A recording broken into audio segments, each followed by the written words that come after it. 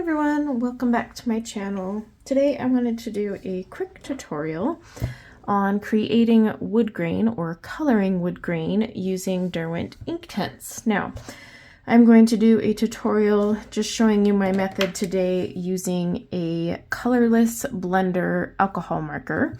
I do have a video on my channel of multiple ways to activate Inktense, from these colorless blender alcohol markers to water-based colorless blenders, to using a water brush, to using a paintbrush, and then some.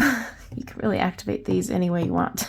But one of my favorite and my go-to is the trusty colorless alcohol blender. And the reason for that is it evaporates quickly, so I can keep moving on, adding layers if I wanted. I'm not waiting for anything to dry. And it works really well on thinner paper. You don't have much crinkling, if at all. And even though the book we're working in today, Creative Haven's Garden Gnomes by Teresa Goodridge, their paper has changed. It does just fine on this paper. So today we're going to do some wood grain work, and then the rest of the coloring will be on my silent coloring channel because it will be a color along. So you'll want to head on over there. It will take me a little while to finish filming that, so hopefully be patient. And I'll put something in the community tab once it's up. I'm not going to do all of the wood grain here because I do need to leave some for the color along in case people don't catch it.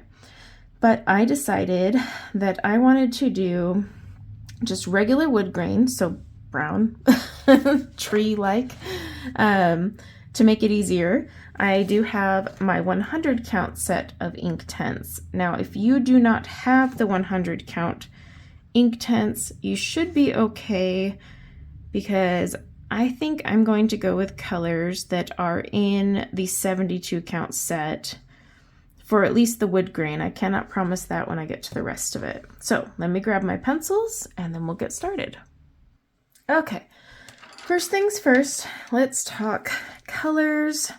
I have grabbed dark chocolate, oak, willow, and amber, all originally, or in the original 72 count. I'm going with 4 colors. This is actually a low number for me, so be grateful, because normally I'd be like, ooh, 7 would be great.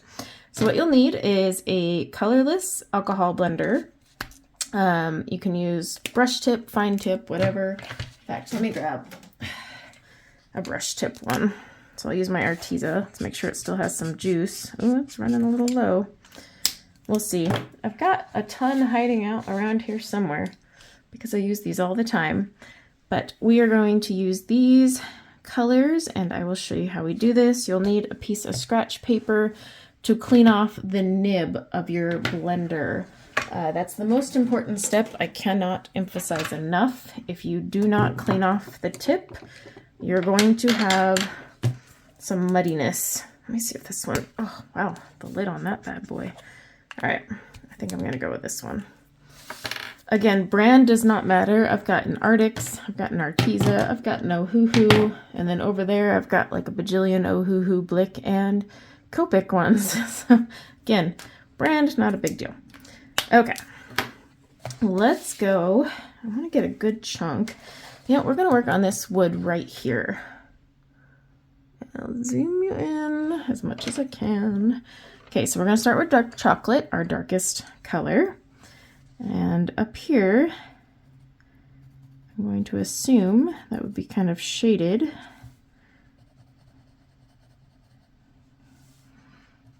And then I'm going to color this quite similar to how I do with pencil if I wasn't even activating these. And that's because there's not going to be as much bleeding with the blender. If I was using a water brush, I'd go about this slightly different. But because I know these aren't going to move as much, there's not much point. Oh, there's a little tiny bird right here. Okay. Now I'm going to grab oak. And I'm using medium-ish pressure, leaving some white space here and there. Now the biggest thing is to do your colors kind of jagged. I mean, when you look at anything made out of wood, it's not just a straight up and down line, right? It's the grain is kind of jagged. Okay, now I'm gonna grab Willow. This is my more predominant color. I'm even gonna overlap a little bit.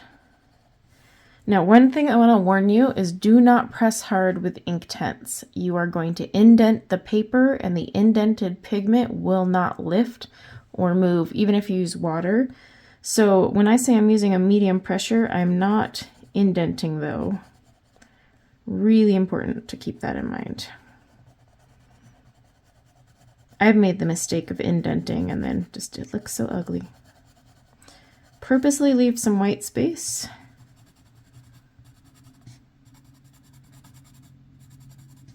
I'm telling you, once you learn to color with Inktense, it's really hard to just pick up normal pencils. Because you're like, I could be so sloppy and it looks so pretty when done. All right, I'm just taking a little bit of amber. Now amber is like a yellowish color, so I don't want too much yellow. I know while it's dry, it doesn't look that way, but it is. Ooh. All right, see, I left some white space too. Now, here is the biggest thing with Inktense. Doesn't matter what technique you're using, you need to be prepared to wipe off your nib. But when you're using an alcohol marker, keep in mind, just like if you're using a colorless blender or a lighter color with an alcohol marker, it is going to suck up the pigment. You only go in one direction, wipe off, that is it. You do not go back and forth on that same section. If I'm going up and down, I'm not overlapping where I already activated, because one, it'll suck up the color, but two, it'll give you one heck of an ugly result, okay? Now in this instance, oops, if I had a good grip on my brush nib there, this nib is on its way out. I might actually have to switch them. Okay, so I've activated there, gently activating there. Yeah, that nib is that nib is dead. I don't know if the Artify ones flip. Let's try my Arteza. Okay, so I'm gonna go here and get this one. And then over here, I'm just going to draw it across, draw it across, draw it across. Get that little piece there.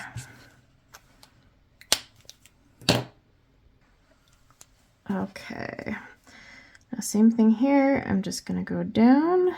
I'm not wiping it off because I'm not too worried about contamination.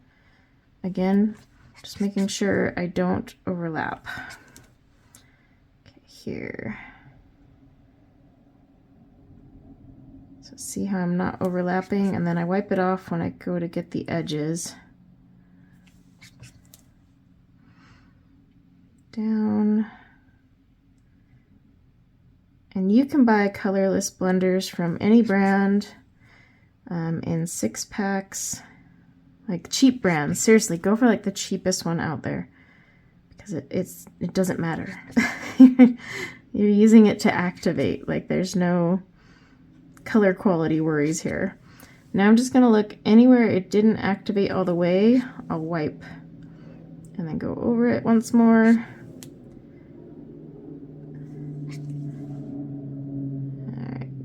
Here, again, wiping it off. See all that color coming off? If I didn't wipe it, that would transfer. Okay. So, because it is an alcohol marker, it is already nice and dry. Ta-da! If I did this with water, I'd be sitting here going like this to move on to step 2. Step 2 is totally up to you, and really it's just a matter of if you want to add any shadows or darken anything, lighten anything, whatever. All I'm going to do is take my darkest color while dry, and I can go right back over this because this is already dry. Just put your hand on it. If it's cold, not dry. But I'm just going to go under here and use the pencil dry. I'm not going to activate it. Just kind of adding a little shadow where I want it, because it will lighten up. It lightens up even more if you use water. I just want to make sure these areas look like there's shadow. And then see these lines here where it kind of, it's planks of wood. I'm just putting a more darker line there. And ta-da! We have made wood grain in very little time. It takes less time if you were doing this without a tutorial, but yeah, 4 colors, colorless marker. I went through 3 of them to find the 4th one that finally had ink in it, or not even ink, alcohol solution. But there we go. So hopefully that was a fun, quick, easy tutorial. Let me know if you enjoy these types of tutorials. Like I said, I'll be working on this page on my silent coloring channel, so you can go over there to follow along if you want to color along. That will be using all Inktense on the silent channel, and it will use the 100 colors. So thank you for watching, and until next time, take care. Bye now.